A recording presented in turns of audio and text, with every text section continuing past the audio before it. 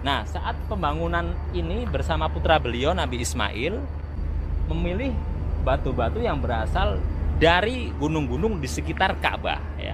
Jadi inilah sahabat sekalian batuan yang ada di sekitar Ka'bah ini.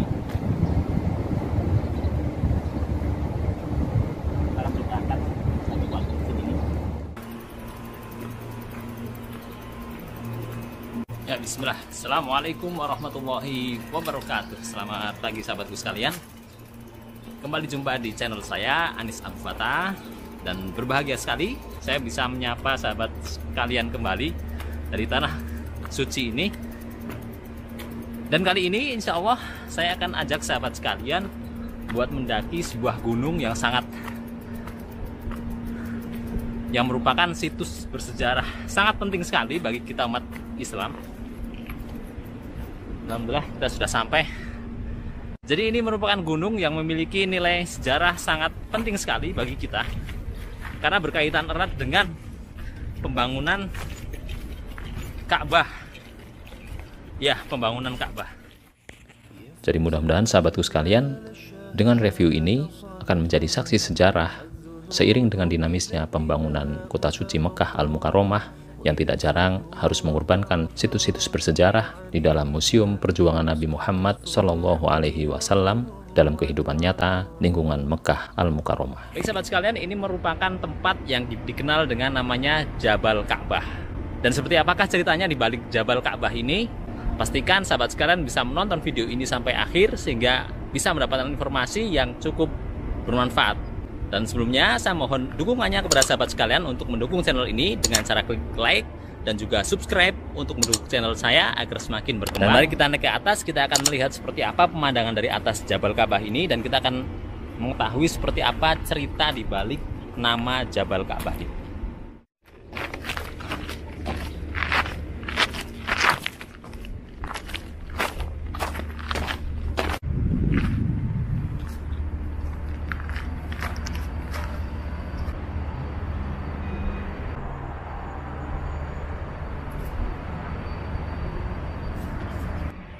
Terlihat ya, di sana merupakan Masjidil Haram. Terlihat ya, ada 3 kubah dan juga ada menaranya. Jadi Jabal Ka'bah ini berjarak mungkin sekitar, kalau tempat saya berdiri ini sekitar kurang lebih mungkin 800 meter dari Masjidil Haram. Jadi Jabal Ka'bahnya itu adalah yang di belakang saya ini ya, bangunan ini, gunung ini merupakan Jabal Ka'bah. Namun gunung ini dipotong, dibangun jalan di tengahnya yang pastinya adalah untuk mempermudah, memperlancar mobilisasi daripada jamaah haji dan umroh kedepannya, pastinya seperti itu. Dan terlihat di belakang saya, di tempat saya naik ini ya, ini merupakan potongan ya. Besar kemungkinan ini merupakan potongan gunung yang bersambung dengan gunung yang berada di seberang sana. Jadi ini dia lokasinya ya. Ini ada Jabal Ka'bah, tulisan Jabal Ka'bah. Ini saya di sini. Ini ada jalan yang memotong gunung ini. Ini namanya Hotel Sheraton ya, Hotel Sheraton. Jaraknya ini kalau dari Ka'bah. Baik, kita akan jalan lebih ke atas lagi. Kita akan melihat seperti apa pemandangan dari atasnya.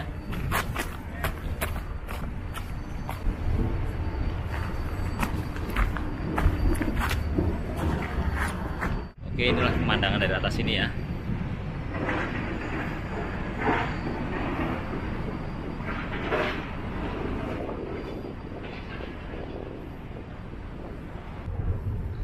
Jadi kota Mekah, sahabat sekalian, dari dulu memang posisi Ka'bah ini, ya posisi Ka'bah ini berada di cekungan ya, di dataran yang mencekung gitu, di mana dikelilingi oleh pegunungan.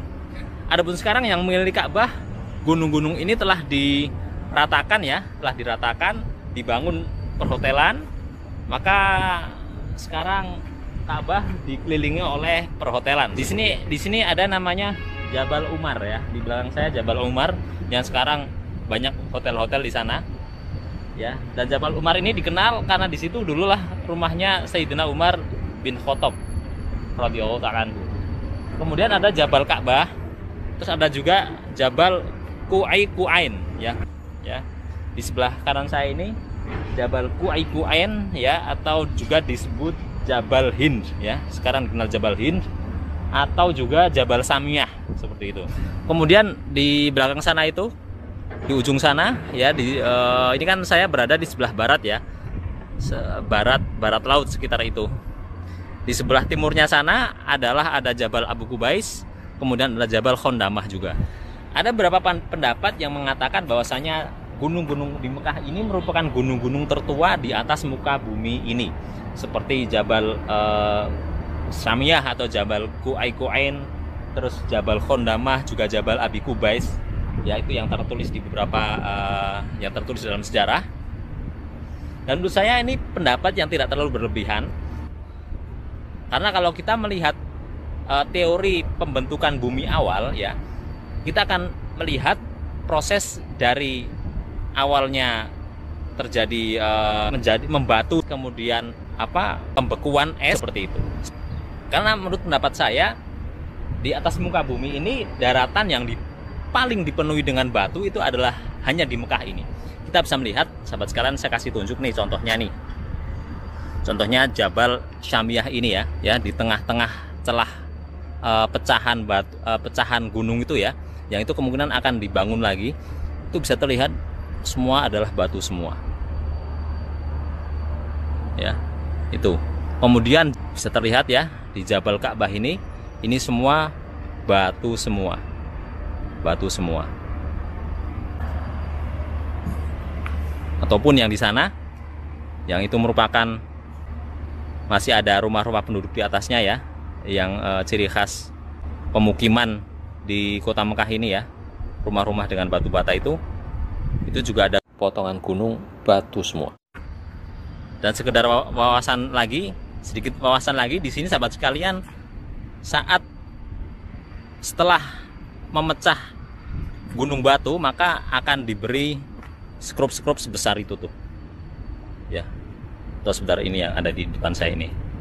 Nah, manfaat yang bisa kita ketahui bersama dengan banyaknya gunung-gunung waktu itu dan juga banyaknya gedung-gedung saat ini ya di sekitar Ka'bah ini, pastinya akan membuat suasana lebih nyaman, lebih tenang saat berada di dalam Masjidil Haram ya, di dekat Ka'bah. Secara alami pasti seperti itu. Ini mungkin sedikit logika yang bisa kita dapati dari fenomena tersebut. Terlihat di Jabal Ka'bah ini masih ada rumah itu, namun saya yakin sudah tidak ditempati.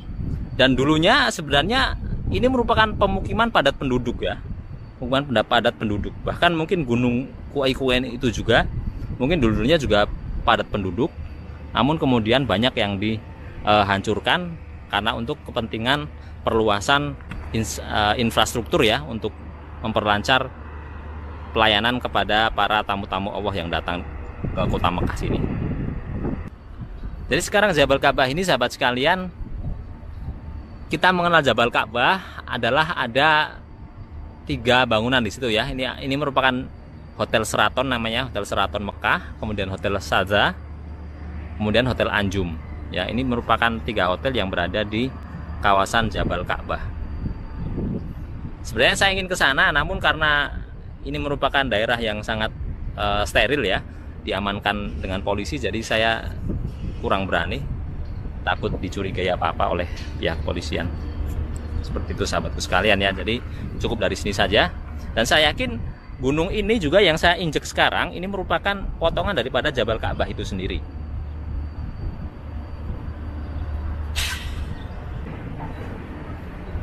Baik, dan kembali kita mau bahas mengenai Jabal Ka'bah ini sahabat sekalian ya.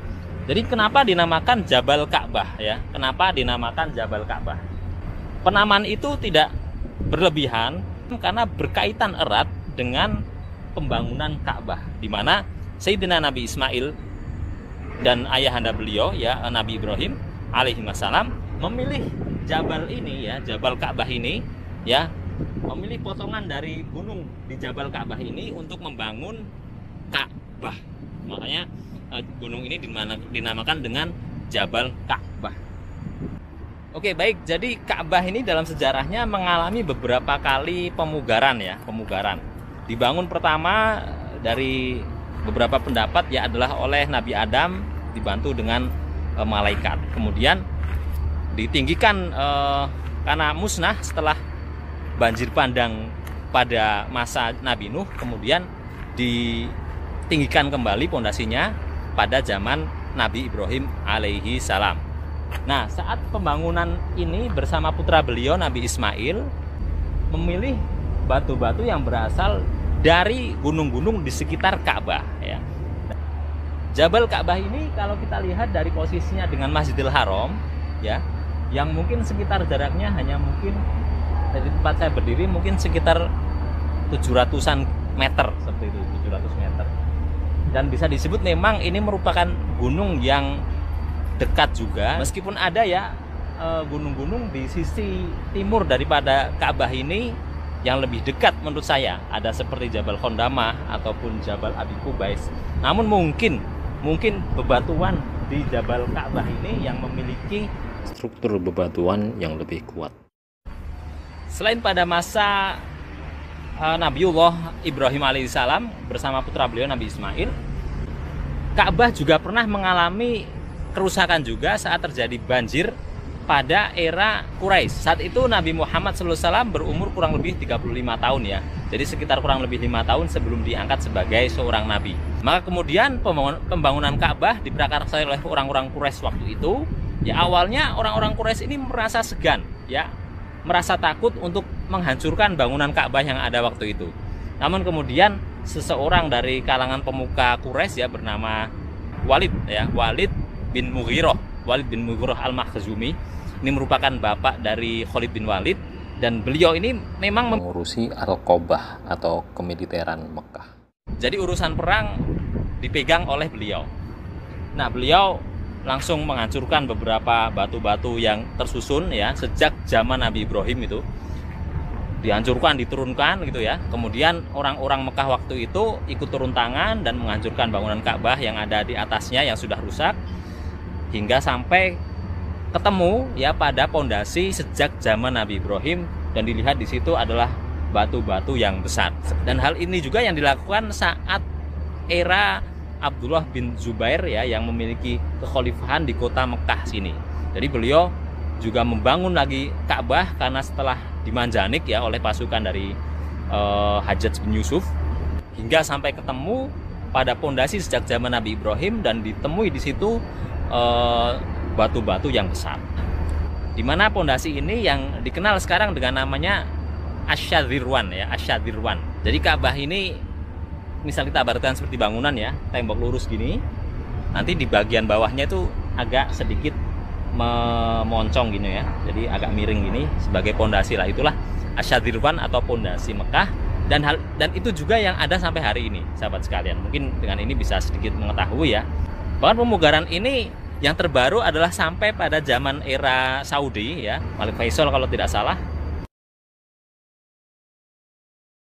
Baik, maka kita akan coba melihat seperti apa batu-batu yang ada di sekitar Jabal Ka'bah ini ya. Dan kenapa di sini adalah batu yang dipilih oleh Nabi Ibrahim dan Nabi Ismail alaihi wassalam untuk membangun Ka'bah yang mulia. Namun di sini sahabatku sekalian, sejauh apapun kemuliaan Ka'bah juga bahan-bahannya yang dibuat untuk membangun Ka'bah, namun tetap dalam beribadah, dalam memuliakan kita harus sesuai dengan petunjuk yang dicontohkan oleh Nabi Muhammad SAW. Terlihat di sebelah saya ya, ini merupakan bebatuan yang ada di sini. Kita akan coba mengangkat salah satu batu di sini, seperti apa kira-kira beratnya ya. Oke, jadi itulah sahabat sekalian bebatuan yang ada di sekitar Ka'bah ini. Sekarang kita angkat satu batu di sini.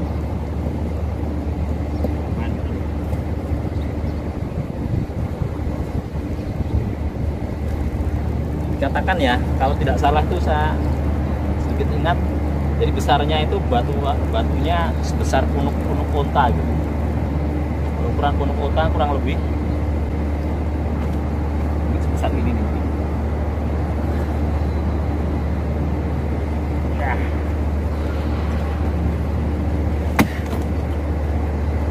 berat nih sekitar diameter berapa nih ya, kurang lebih 40 kali 40 berat ini, ada mungkin sekitar 15 kilo mungkin ada ini. Dan ini batunya keras, ini batuannya keras, karena saya menjumpai beberapa pegunungan di sini ya, memang ada memiliki batu-batu keras dan ada juga batunya ini nggak keras, bahkan bisa disebut renyah gitu loh, renyah. Teksturnya seperti kayu, bahkan diambil gitu bisa nanti rontok.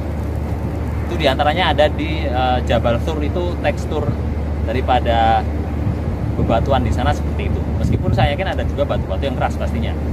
Tapi di sini di Jabal Ka'bah ini saya melihat kebanyakan batu-batunya adalah batu-batu yang keras, besar-besar di sini. Besar-besar bisa kita lihat di sebelah sini.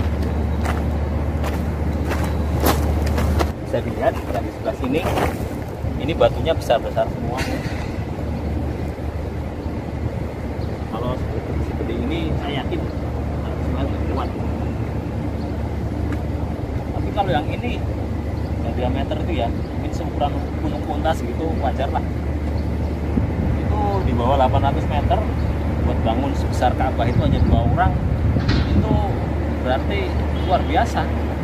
Nabi Ismail ini juga orangnya kuat juga ya, Masya Allah. Jadi memang Masya Allah, para nabi ini mereka bukan cuma kuat secara hati, rohani, spiritual ya, tapi fisiknya juga kuat-kuat. Seperti Nabi Muhammad, Nabi Ismail juga saya yakin fisiknya kuat juga pasti. Mengangkat batu-batu sebesar seperti ini, saya nggak kuat nih. Insya Allah. Jadi pasti mungkin kan. Oke, Masya Allah, sahabatku sekalian, terima kasih ya sudah menyaksikan video-video dari saya. Mudah-mudahan bisa menghibur, mudah-mudahan bisa memberikan wawasan terbaru buat sahabatku sekalian. Dan jangan lupa sahabatku sekalian, sebelum pamit saya mohon dukungannya kepada sahabat sekalian yang mungkin baru saja bergabung dengan channel saya, baru melihat mungkin.